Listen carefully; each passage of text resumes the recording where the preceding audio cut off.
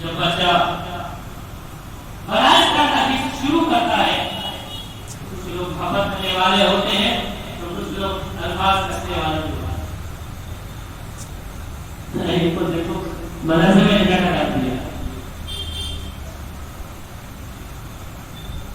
کیا کہاں گا، کہاں دکھائے گا، ان کو مدرسے کے اندر ڈال دیا۔ ایسے شخص کے بارے میں تاریخین نے لکھا ہے کہ قیامت کے دن میں حافظ قرآن کو یہ حق ملے گا کہ 10 ایسے آدمیوں کو تم اپنے ساتھ جنت میں لے کر جاؤ، اس میں اگر وہ شخص بھی ہے جو اس کے حفظ قرآن پر خوش نہیں ہوا تھا، اللہ فرمائیں گے وہ حافظ صاحب اس کی آپ کبھی سفارش مت کرنا، اس کی سفارش میں قبول نہیں کروں گا کہ دنیا میں آپ کے حفظ قرآن پر خوش نہیں تھا، اسے خوشی نہیں ہوئی تھی، در حقیقت اسے قرآن سے خوشی نہیں تھی، اسے ہمارے قرآن سے محبت نہیں تھی۔ فرمایا وہ حافظ صاحب ایسے شخص کے بارے میں ایسے شخص کی سفارش کا کبھی نہ کرے۔ اللہ ہم سب کی حفاظت فرمائے، ہم ان بچوں کو محبت کی نظروں سے دیکھنے والے بنے، ان سے پیار کرنے والے بنے، ہمیں نفرت کے نظر سے انہیں نہ دیکھیں۔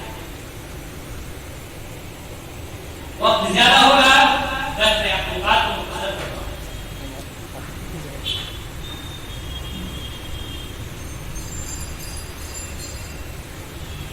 اللہ سبحانہ و تعالی نے مبارک اللہ ہمیں دی ہے اور اپنے کام کے لیے انتخاب کیا ہے، میں اس پر اللہ سبحانہ و تعالی کا شکریہ ادا کرتا ہوں کہ اللہ صبح قیامت تک ہمیں اس کام میں لگا رکھے اور اخلاص کے ساتھ کام کرنے کی توفیق نصیب فرمائے۔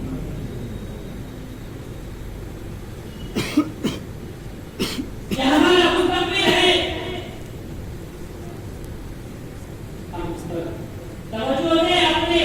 بچوں کو ہم دین و تعلیم سے آراستہ کروائیں،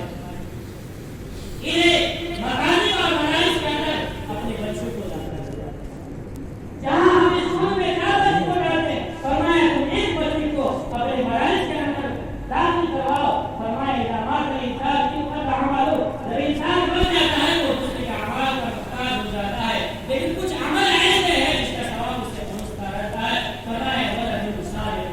فرمایا اس سے ایک اولاد بھی ہے، جب یہ قرآن پڑھے گا تو اس کا ثواب آپ کو پہنچے گا۔ لیکن اگر کسی کے پاس اولاد نہیں ہے، فرمایا کسی کو بھی دے دو،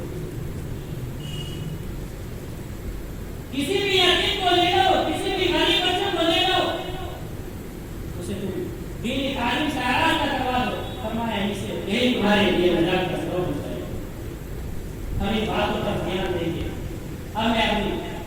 پروگرام کو آگے بڑھاتے ہوئے مولانا سے بتانا ضرورت کہ پروگرام کو آگے بڑھائیں اور تقریر کے لیے حافظ محمد سیف صدر